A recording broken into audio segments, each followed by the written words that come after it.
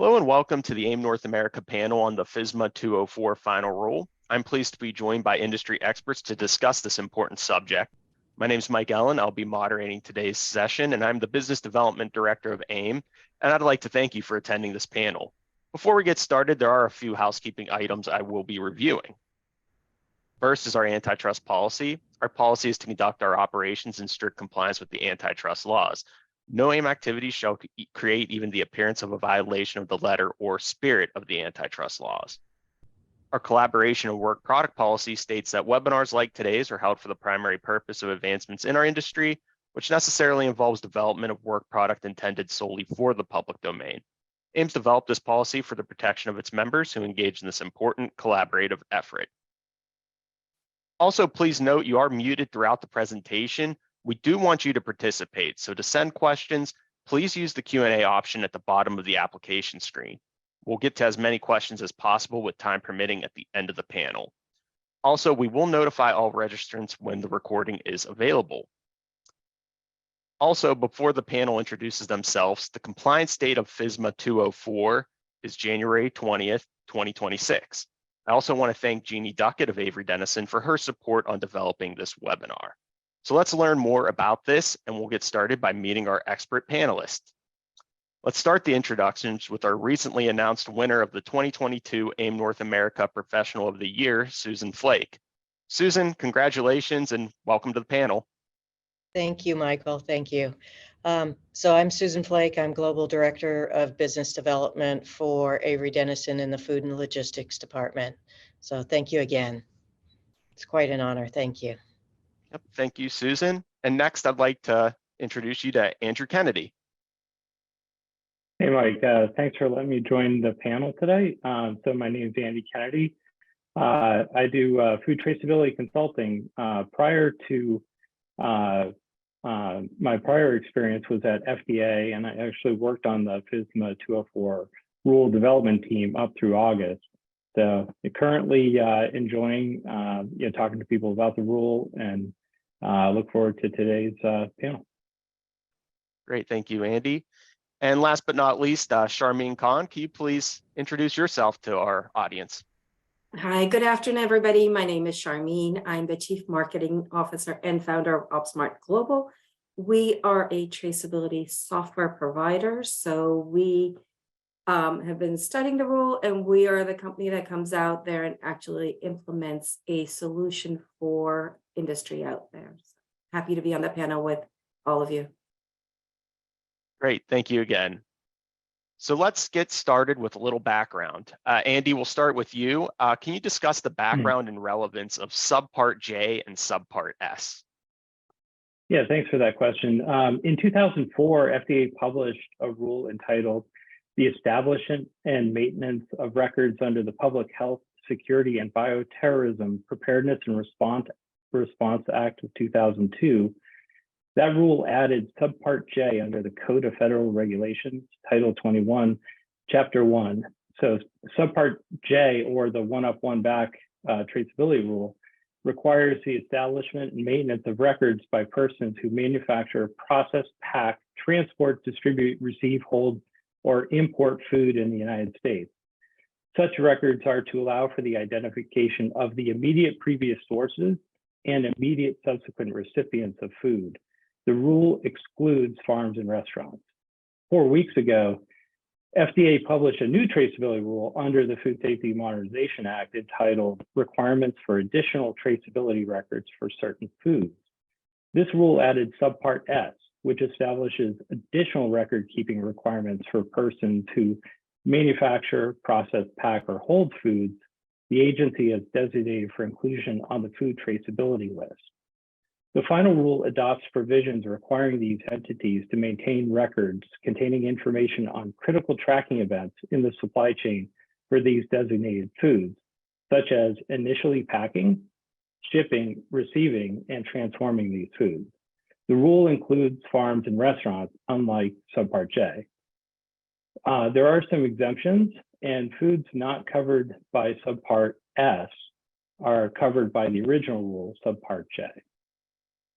FSMA 204 Final Traceability Rule, or Subpart S, marks a shift to critical tracking events that include traceability, lock code, and source away from the basic one up, one back traceability described in subpart J.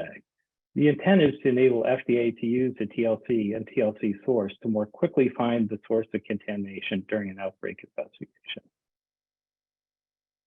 Great, thank you, Andy. And continuing on, what is the difference between the traceability rule and tech-enabled traceability? Yeah, great question. So beyond the traceability rules, there's also a voluntary initiative, and that's called the FDA New Era of Smarter Food Safety. So FDA is taking a new approach to food safety, leveraging technology and other tools and approaches to create a safer and more digital traceable food system. FDA's ultimate goal is to bend the curve of foodborne illness in this country by reducing the number of illnesses. So FDA, working with partners in the public and private sectors, has continued to advance goals in each of 4 priority areas called core elements. Tech-enabled traceability is core element 1. Core element 2 is smarter tools and approaches for prevention outbreaks. 3 is new business models and retail modernization. 4 is food safety culture. So core element 1, tech-enabled traceability, is based on the language of traceability established by the rule, but also includes efforts such as the no-cost, low-cost traceability challenge, which helps elevate innovative ideas and solutions that will help traceability to scale. Thank you, Andy. So this next slide has an example of a cucumber here, and Susan was hoping you could give us a high-level overview of this slide I have up. Sure, thank you, Michael. So as Andy said, the food traceability rule requires persons who manufacture, process, pack, or hold foods on the food traceability list to maintain and provide to their supply chain partners specific information called key data elements, or what we refer to as KDEs, for certain critical tracking events, again known as CTEs, for the food supply chain. This framework will form the foundation for effective and efficient tracing of food. The example here on the slide shows a supply chain for fresh cucumbers, which will be sold at retail. Fresh cucumbers are on the food traceability list, so all the entities in this supply chain are covered by the FT rule. The farm in this example grows the cucumbers, but they don't harvest. They don't cool, they don't pack them. Therefore, the farmer does not need to maintain key data elements related to the growing of the cucumbers. The person who harvests the cucumbers must maintain the KDEs related to the harvesting of the cucumbers. They must also pass certain KDE to the initial packer of the cucumbers, either directly or through the supply chain. The cucumbers are then sent off to an off-site cooler. The cooler must maintain KDEs related to the cooling of the cucumbers, and they also must send certain KDEs to the initial packer. These key data elements are only required for foods that are cooled before they are packed. This isn't always the case. For example, there's some farms that field pack their produce, in which case the produce is not cooled before it's packed, in which the KDEs would not be required. Next, the cucumbers are sent to the packing house to be packed. This is the first time the cucumbers will be packed, so the packing house is considered to be called the initial packer. So the KDEs related to the packing of the cucumbers, and this is where a lot code is finally assigned to this product. Now that the cucumbers have been packed and a lot code has been assigned, the packing house is going to send them to a produce processor, who will repack them for sale at retail. The packing house must maintain KDEs related to the shipping of the fresh cucumbers to the next point in the supply chain, the produce producer. So you're starting to see a theme here. Some of the KDEs and CTEs come from the previous link in the supply chain, and you'll be adding yours and passing this information to the next in line. We continue with the produce processor, who receives the fresh cucumbers from the packing house, and they keep the receiving KDEs for the cucumbers. In this example, the produce processor is going to repack the cucumbers for sale at retail. Repacking is a transformation event for which the produce processor must keep the transformation KDEs. Since this is a transformation event, the product now gets a new lot code. And this is important because at this repacking stage has historically been a place where traceability breaks down. Now that the cucumbers have been repacked, the produce processor is going to send them to a DC.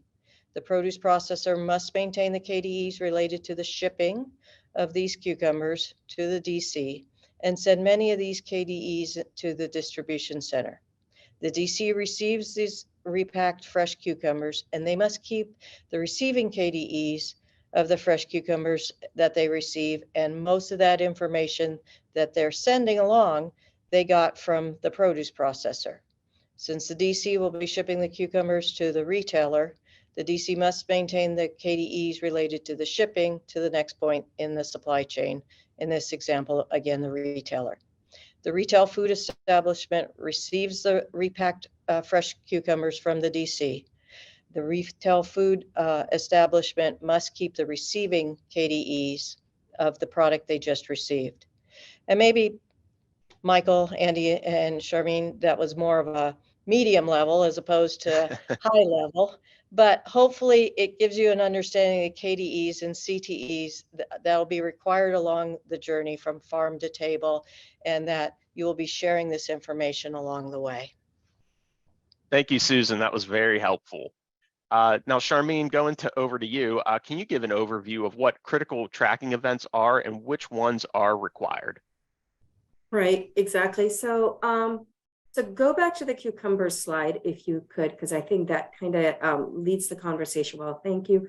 And I apologize, we will end up repeating some things again and again because I think they're kind of intrinsic to this conversation.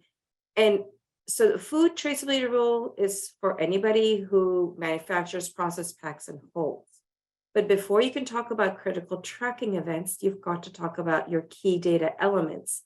And you've got to understand a key data element consists of master data, which are elements and attributes that define your business process. So here's an example of cucumbers, and you're seeing the things that cucumber goes through. A process for seafood or a process for a tomato or a different product will be different.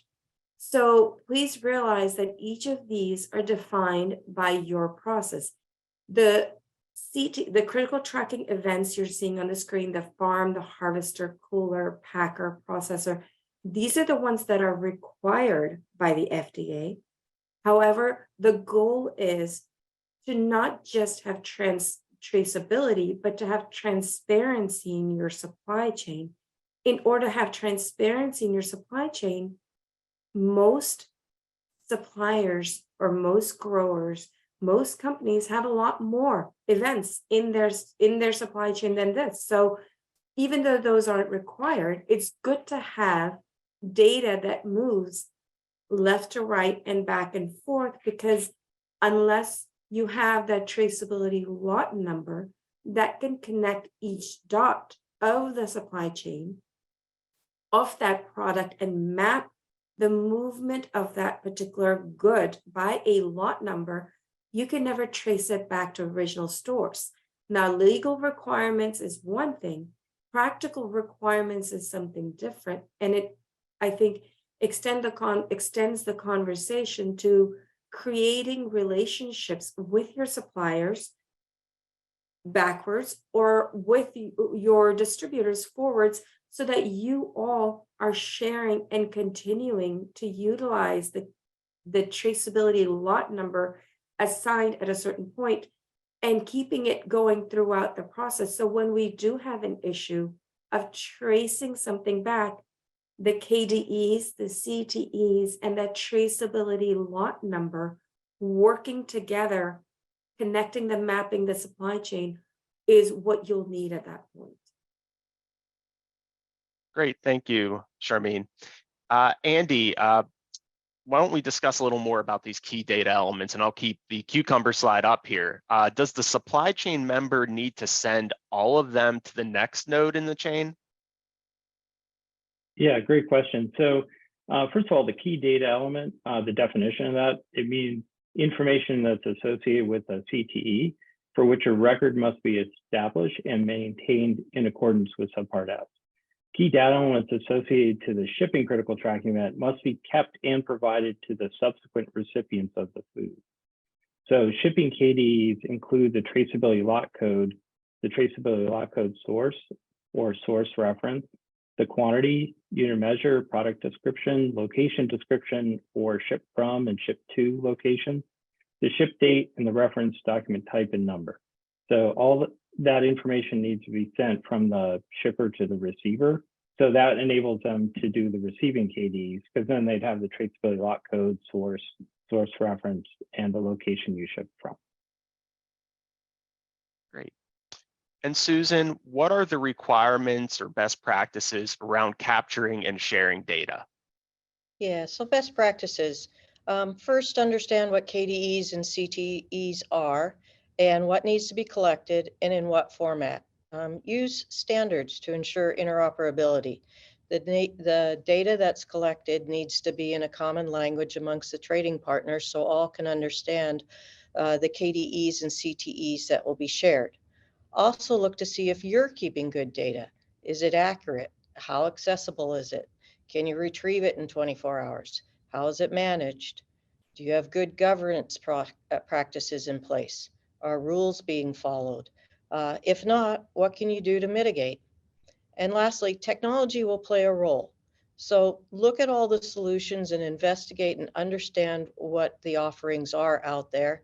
And do they give you the ability to help future-proof yourself and align with your own roadmap, your own traceability plans and sustainability plans, as well as meeting the FSMA 204 rules as well? Great, thank you. And Susan, sticking with you, how long do the records need to be maintained? You must maintain the records containing the information required by this subpart for 2 years from the date you created or obtained the records. You must keep records as original paper or electronic records or true copies, such as photocopies, pictures, scanned copies, or other accurate reproductions of the original records. Electronic records may include valid working electronic links to the information required to be maintained under this subpart. You may have another entity establish and maintain records required under this subpart on your behalf. But note, you are responsible for ensuring that the records can be retrieved and provided on site within 24 hours of request for official review.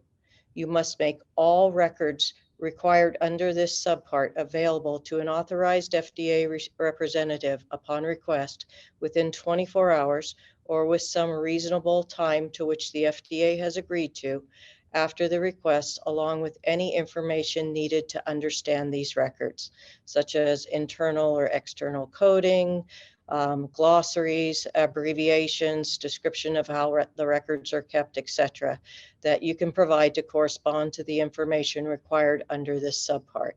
And during an outbreak, you must provide an electronic sortable spreadsheet within 24 hours. To sum it up, maintain 2 years, available within 24 hours. Great, thank you, Susan. And Andy, how does one know if the rule applies to them? So in general, if you manufacture, process, pack, or hold foods on the FDL, then this rule applies to you. So if you look under the general provision, section 1.1305, a list of exemptions is provided. And if you don't want to dig into the codified itself, on the rule website, FDA has provided a really handy flowchart, kind of a choose your own adventure flowchart for determining if you're exempt.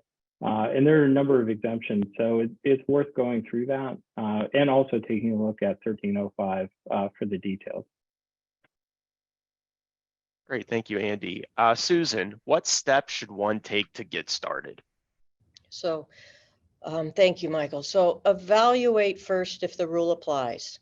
If yes, work with your industry partners like AIM, GS1, PTI, IFPA, and others. Work with your supply chain partners and understand the record keeping practices that they may employ. Determine how best to communicate the information amongst your supply chain. Discuss potential solutions with them. Equally work with your solution partners. Take a look at the data you're collecting today and create a gap analysis between your data and what will be required under the new ruling. Review the materials on the FDA's website, which include an exception tool for compliance, videos of supply chain examples like what we showed earlier, and an FAQ section that's updated frequently. Watch again for continued education around the ruling. And most importantly, if you haven't already, take the time to read and understand the rule. It's, do that one-time investment and understand and read the full ruling.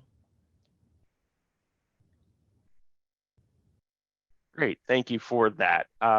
So with that, I think we can start moving. We're getting a lot of questions in from the audience, so we'll move to the questions and comments section.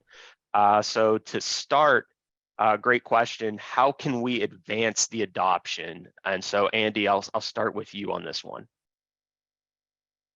Great, yeah, terrific question. So one way that we can advance the adoption is if you take a look at what's being done on, as I mentioned before, Core Element 1, tech-enabled traceability under New Era, there are a number of initiatives in place to lower the cost of traceability solutions and increase the interoperability of those solutions. And together with the language of CTEs and KDEs being developed by the rule, it's really important for solution providers and for industry in general to get involved with updating best practices and standards to meet the rule. So now's a good time to kind of refresh that, but it also simplifies it. So everyone now knows what the target is. You can develop solutions around that. So I suggest getting involved and looking at some of the things in New Era, and then working with the standards process and working on best practices. Great, thank you, Andy. Susan, do you have anything to add to that? No, aligned 100%. Use standards, reach out to your industry partners across the board. Great. And what is the #1 way we can make a substantial difference? And Sharmeen, I'll let you start with that one. Yeah, and I second what they're saying. Harmonized rules, understanding them makes a difference. I think the biggest substantial way you can make a difference today is understand the rule. The second thing you can do is please don't look at that 3-year clock and be complacent. Don't be like, oh, it's January 2026. Oh, we don't need to worry about it. As a traceability provider, I'll give you a timeline as what it takes for us to get somebody completely on the road and going. It's about you'll take 6 months at the minimum to go through, do your research, find out what the rule is, understand how it applies to you, understand the solutions that are out there. There's a lot of companies out there and they're all talking traceability, but all traceability is not the same. Understand which solution provider works best for you, for your industry, for your company's personality. Next, it will take time for them to take your processes, learn and build a system that works for you, and then they will start implementing. So from start to finish, it's anywhere from a 12-month to an 18-month process, and then you move to retweaking and getting it to work correctly. So my #1 thing that I would say to people is start now. Start talking to people and start the process. Start the wheels rolling within your organization and moving forward. Great, thank you, Sharmeen. So one of the other questions we've just received is, why does the initial packer have to establish a traceability lot code? And so, Susan, I don't know if you want to tackle that one. I'll let Andy grab this one. So good question. So the initial packer is responsible for collecting all the records with regard to harvesting and cooling. And at the time that they pack that product, that's the critical point where they are identified as a traceability lot code source.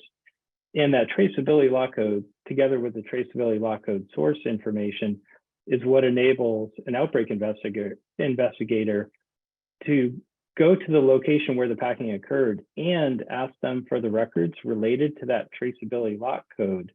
And that TLC needs to be unique within their records. So in other words, that initial packer should be able to take that TLC and go look in the records to find all the harvest and cooling information about that product. So that's why the TLC is an important piece of information. So not just the who and the where, but the what and the records. Great, thank you, Andy, appreciate that. So another question we received is, and I know we touched on this a little bit, but I think we should hammer this point home. 3 years for compliance sounds like a long period of time to prepare. In your opinion, when is the right time for a subject to start preparation for the compliance? So now, now, I think we would all say now, because of what I laid out. And then if to what Andy said, and the question prior is, you're not in it alone. The information is just not with you, stays with you about you. It's who, what, when, where, I. It's the EPCIS or, of data. So you've got to be able to communicate with the people that you're getting the product from, and you've got to communicate with the people where the information is going. So unless you have what Susan mentioned, interoperability, which is having systems, computer systems being able to communicate with each other, you're not going to be able to do that overnight. And I'll just take 1 minute about the interoperability and the technology portion of it. The law does not require you to be digitally compliant. You don't need to have everything on a system sending information in Excel files or whatever files. You can have pieces of paper still in your system and work through it.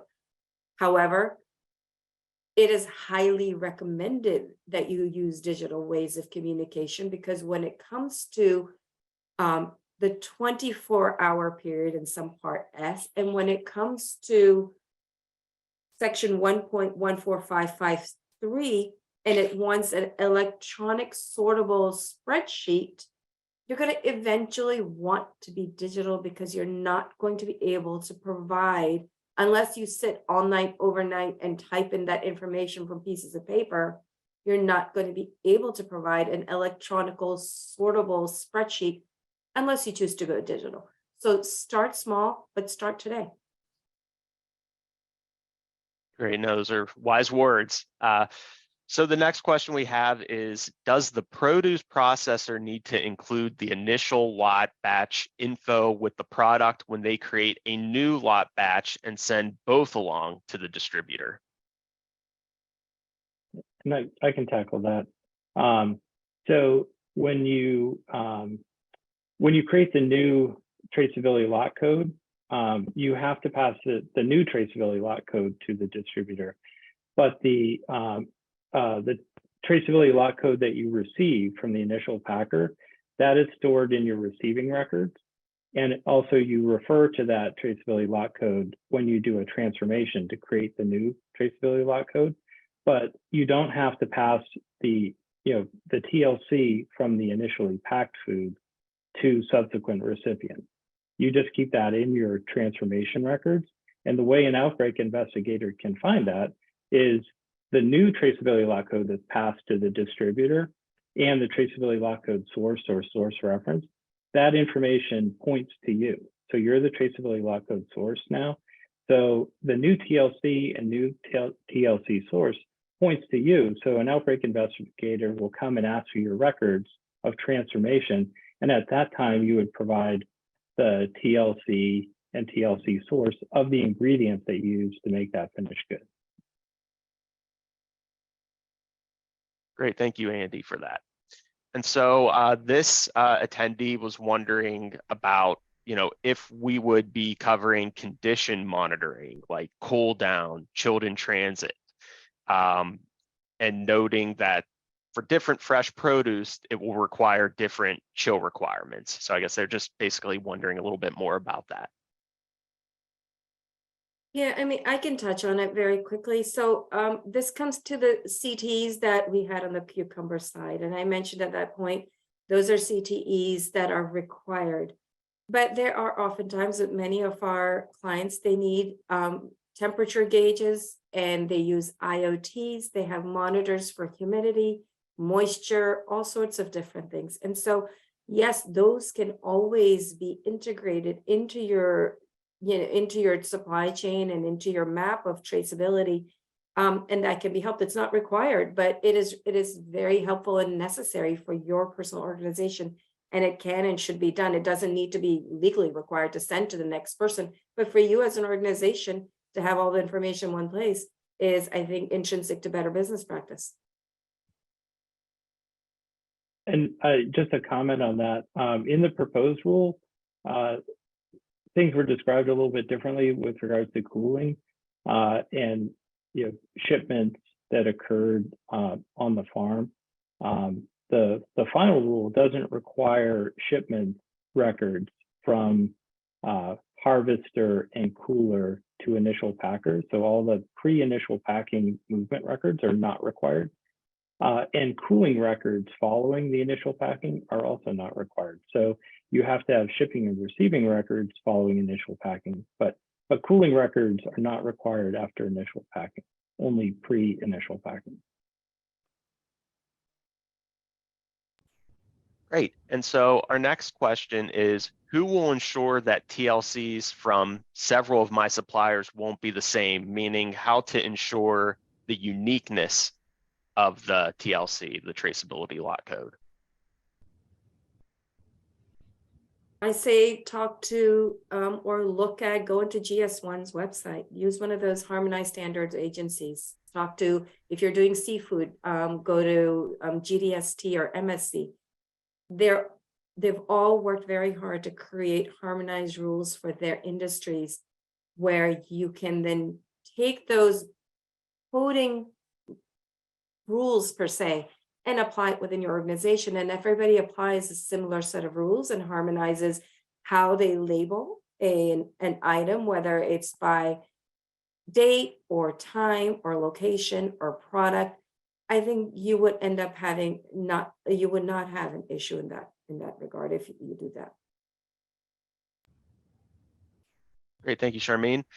Next question we have is, are foreign entities responsible for maintaining CTE or KDEs? Yes. So, the definition is, if you're covered under the rule, if you are an initial packer and you're covered by the rule, and you're overseas and you're shipping that product into the U.S., you would have to maintain those records. Great. And another interesting question here: what is the penalty for not complying?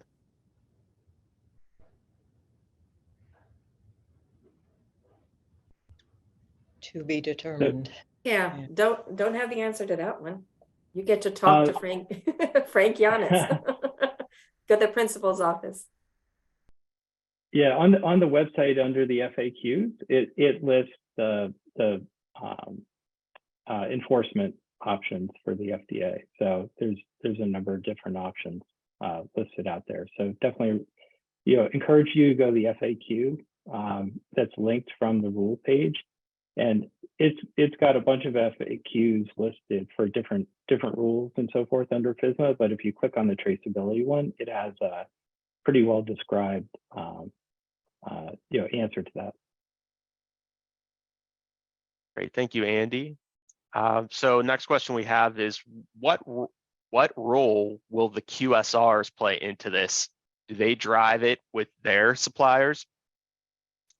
And so again, QSR's quick service restaurant. I know there's a lot of different acronyms getting thrown around here. Yeah, They do. I believe Yeah, they're covered. Under restaurants are covered under this rule. So so the restaurant receiving records would be for their restaurant operations. They'd have to do receiving records. And Susan, do you have anything to add? Yeah, no, they do need to work with their suppliers. They are part of the food traceability requirements that they keep the shipping events that come into their establishments. Great. So another question we have is, an FMI report this week acknowledged how retailers are digitally transforming their business to the benefit of consumers buying local, organic, sustainable foods and more. So they're directing this at you, Andy. Could you share any insights why the FDA didn't leverage these trends as well as the White House mandate to use public standards when regulated in this area? Yeah, so I think one area which you should definitely take advantage of is in the beginning of the rule. There are a number of comments and responses to those comments. So I think we've got 600 comment responses in there. And those type of questions are covered in detail in those comment responses about what was considered. And I believe, the usage of standards and how that was considered in the development of the final rule is really well described in there. So I definitely encourage you to go take a look at those comment responses, because a lot of time went into creating those responses, and those were definitely covered in there. And if you don't have time to comb through all of them, the other thing you can do, there's a question and answer link from the final rule where you can go to the TAN and actually get those questions responded to. So there's definitely a couple different ways you can go at it, but if you go into the Federal Register in the final rule and do a search in there for the thing that you're interested in, most likely it will come up and you can find it pretty quickly. Great, thank you, Andy. So another question we have is, does the size of my business impact my implementation?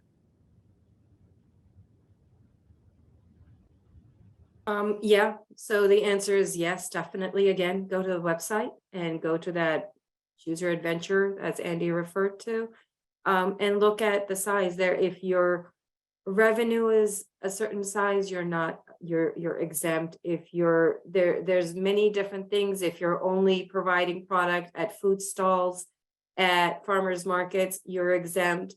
There's many reasons why you would be exempt. And so I think the website a good source, but yeah, the size of your business definitely is one of the deciding factors.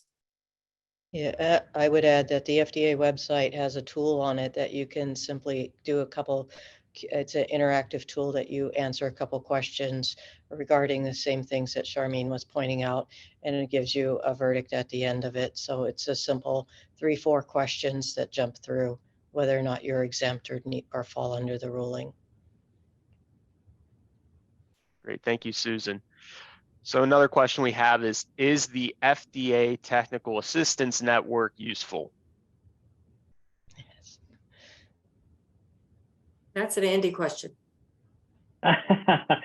It's been my experience, and if you look at those FAQs, a lot of them are driven from the TAN. It's incredibly useful because you have the people that worked on the rule that behind the scenes will get those questions and go research your answer and provide a really thoughtful response.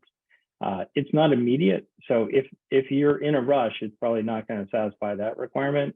But the information that comes back is incredibly helpful. Absolutely. Another question we have here is, what if I produce a food on the food traceability list, then cook the food or another kill step, and how does that impact just the requirements?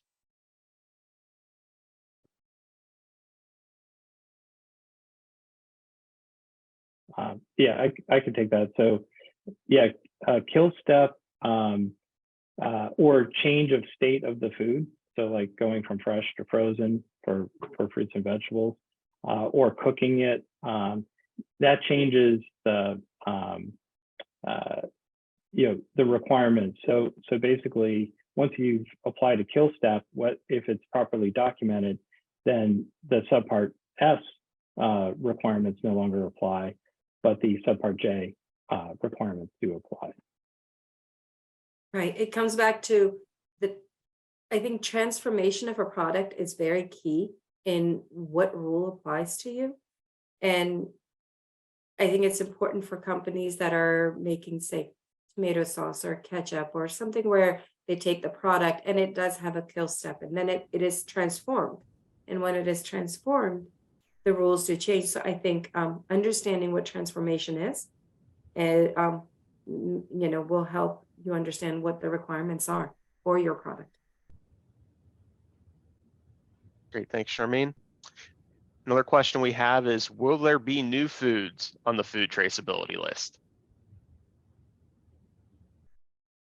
Yes, they will be adding new requirements and new foods to the list and keeping it up to date. I believe they estimate now every 5 years the list to be updated, and then changes will be in effect after that, and any foods that drop off will go into effect immediately. So, but yes, we will continue to see new foods being added to the list. Great, thank you, Susan. It's very interesting. And can you describe the traceability plan? That's our next question. So the traceability plan consists of a few components. So one is a description of the procedures used to maintain the records you are required to keep under the rule, including the format and location of the records. You also have to have a description of the procedures you use to identify foods on the FTL that you manufacture, process, pack, or hold. So really, it's like a typical food safety type plan. You'd have your procedures there, and you'd also describe how you assign traceability lot codes on the food traceability list. And then the point of contact has been moved into the traceability plan, so that in the proposed rule that was passed up the chain. Now that's in the traceability plan, so you're not exposing that to the supply chain. And if you grow or raise food on the FTL other than eggs, you have to have a farm map showing the areas in which you grow or raise food. So the farm map must show the location and name of each field or other growing area in which you grow food on the FTL, including the geographic coordinates and any other information needed to identify the location of each field or growing area. And then for aquaculture, the farm map must show the location and name of each container, so like pond, pool, tank, or cage, in which you raise seafood on the FTL. And that also should include the geo coordinates and any other information needed to identify the location of each container. So that's the traceability plan. Good info, Andy. Thank you. So if this person is Produce Traceability Initiative compliant, are they good for FSMA 204? I think that question can be answered in many ways. I mean, you can talk about PTI, you can talk about other rules that have previously come to FSMA. So yeah, I mean, you were probably mostly covered, but I don't think one should just rely on that and say, hey, we got this, so we're good. This is a new rule. It came out. It took into consideration PTI and all the other rules out there and all the questions and everything, and created this 204 that is now a law which is based on all those things. So you are most likely covered most of your stuff, but not completely. So I would not be complacent and just say, oh, we're good. So I would still do the research and read up. Great, thank you, Sharmeen. And so sticking with you, how has the industry practices changed in the past 5 years? What do you predict will happen in the next 5 to 10 years? 5 years ago, if you mentioned the word traceability, people would kind of look at you as you're speaking jargon from another planet. Now you talk to people, everybody knows what is traceability, everybody knows lot numbers, everybody understands what it generally is, and is, thinking like, oh, great, we got to deal with something new. I think in 5 years, people will say, geez, I wish I'd done that earlier, because now my business runs so much more efficiently than it did before. Because now not only do I know, where each lot number is, which each product is, I also know how because to somebody like me who looks at data and thinks about products not as a cucumber or a tomato or a fish, I think of it as data. The more data a company has, the better it is. The quality of the data matters, but then if you take the data and you're able to analyze it and understand it, then you can utilize that data to your benefit as an organization, so you are more successful and more profitable, which is, again, the bottom line for us as business owners. So I think it's very important. So what was it 5 years ago? 5 years ago, it was, maybe 20-30% people knew about it. People like Andy have been looking at it for 15-20 years, but most people kind of didn't know about it. Now a lot of people know about it. I think in 5 years we'll be in a really good place where people will appreciate it and be excited to be part of traceability. Great, thank you. And then Susan, what is the biggest challenge in the industry at the moment? The kind of complacency, a lack of doing something, thinking what you're doing today is good enough, as Sharmeen just pointed out. Really do that gap analysis and see, are your records accurate? Do read the rule, do something. I think the biggest challenge is that we'll sit back and we say, oh, it's 3 years off. Oh, I got a couple of years to procrastinate. But there's a lot of dependencies on both sides, right? We're exchanging information forward and backward. We haven't had to do that before. So there's a lot of pieces to knit together, and to be complacent and not look at what you're doing today and what you might need to engage with, or who you might need to engage with, what technology you might need, what data you might need to start collecting that you don't have today. All that's going to take time, and you have that valuable time now. So I would just say use it wisely, and don't be complacent on this ruling. One last thing I'd add to that is also don't be fearful of traceability in the sense of cost. It doesn't have to cost you gazillions of dollars. It doesn't have to be complicated. It doesn't have to be hard. It's a matter of taking the smaller steps and understanding that this is very doable, and take the time and research the providers out there and find somebody that works for you who will help you and guide you through this process. Talk to Andy, talk to Susan, talk to people out there knowledgeable in the law and the technology and the need. And so, so don't be scared of it. It's really not as difficult as it seems. Subpart S and J sound so complicated, but they're really not. Good advice, Sharmeen. And just maybe a little bit more, what is one piece of practical advice you would give to someone starting out? Me, practical advice, I'd say talk to people. Make those phone calls, set up the Zoom calls, and ask questions. And any question you ask is important and valuable and necessary. And nothing out there, or nothing that you're going to ask me or Andy or Susan is going to be unnecessary or dumb or stupid. I mean, we've got to learn. And so one advice, contact us, contact somebody you trust, contact Jeannie Duckett, who knows everything. Great. Some more good advice from you. Yep. Yeah. And Andy? what I would suggest in terms of like what to do today, where can you get started? As I said, Subpart J is out there in effect today. So you can start by looking to see, are your records even baseline compliant with Subpart J?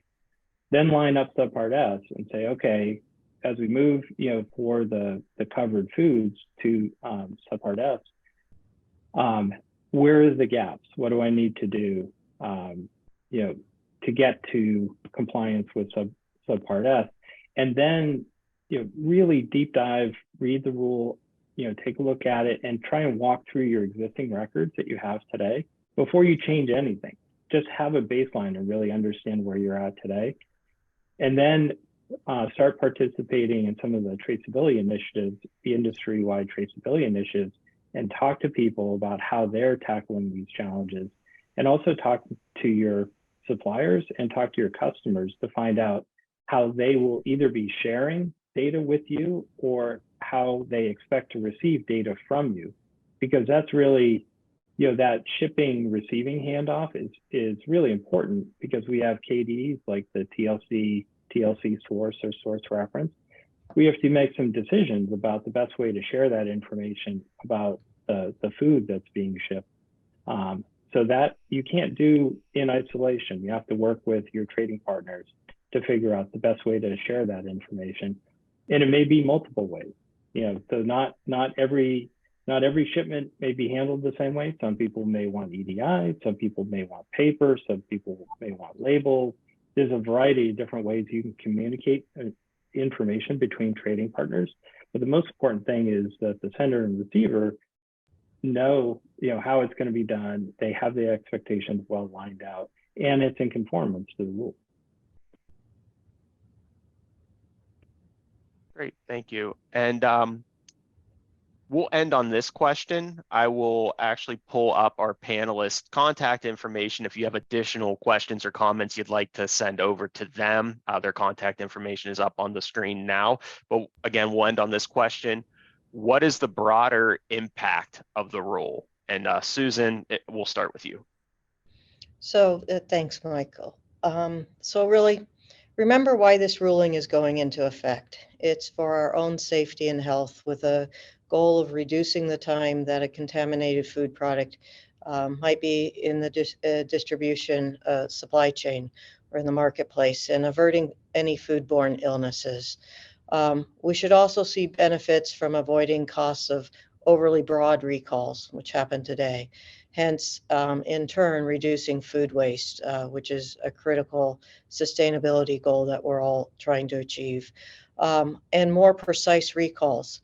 So taking today with recalls that usually take on average 7 days of time to figure out root cause, and bringing that down to 1 day, and being able to remedy in a much more efficiently and effective manner. So remember that it's going for our own safety and health benefits. And I think that's what bottom line is key to this. And we need to remember why we're doing it. So we would take the action. Great, thank you, Susan. Sharmeen? Yeah, ditto to everything Susan said. I think number one goal is when Frank has proposed this and worked on building it, is public health, keeping us safe, keeping our children safe. As a business, the last thing you want is your product to be that product that creates a recall of all the spinach or all the whatever product it is to be recalled, and the business loss taking 2 years, 3 years for those organizations to gain their footing back under them. It's be empowered in your product, and also keep people safe, people who you want to feed. Keep yourself in business. Great, and Andy? Yeah, so I think the clarification of the critical tracking events and key data elements, one important impact will have is narrowing the list of data that's expected to be shared with your trading partners. Because over the years, I've seen, KDE creep. So, supply chains that have wanted to put in place traceability, they have expanded the amount of information that they've asked for from their suppliers. So, and they're not aligned. So you have different retailers or multi-unit restaurant operators asking for different pieces of information, which frankly drives suppliers crazy, asking for 15 different versions of traceability. This will provide kind of a baseline of this is what traceability looks like. These are the agreed upon KDs and CTs. So that'll actually simplify people's lives in terms of the information that has to be shared between trading partners. So I think it will actually reduce some of the work that goes on for a lot of suppliers now that have to meet requirements for many different traceability initiatives that are in existence today. So I think that's part A. And part B is once there's a big difference between, as Ed Tracy mentioned in the press, that 60 to 70% of produce is labeled with PTI compliant case label. Well, there's a big difference between going from 60 or 70% to close to 100%, like 5.9 in any initiative. Because if something is only there 2/3 of the time, it's hard to rely on that. But if the information is there all the time, so every receiving record has the information that you expect, and you can begin to rely on that information, you can build on that information so that you can really incorporate it into your food safety program and rely on it. So the traceability law code, the traceability law code source, that information, once it's reliable and there for every covered piece of food, people can incorporate that into their food safety programs and use that as key data elements for their own food safety programs, and also consumer communication programs as well. So there's all kinds of benefits to having 5.9 compliance as opposed to 60 or 70 or 50% or 30% compliance. It changes the game when that information's there all the time. Great. Thank you, Susan, Andy, and Sharmeen, for all your insights today. It's so greatly appreciated, and I know the audience thanks you as well. Thank you. Thank you so much. Thank you. And again, I'd like to thank the audience for their active participation today. A lot of great questions came from this. If you have additional questions or would like to learn more, you can contact us. We have the AIM North America contact slide here. We have a food work group that's creating a lot of great educational materials and advocacy around the food space. We also have a lot of great webinars on the AIM North America YouTube page that we've previously recorded. Please go check those out. Again, I want to thank Jeannie Duckett and Julie McGill because they helped set up a lot of these webinars and they've been very beneficial, I know, to the whole community. So thanks again.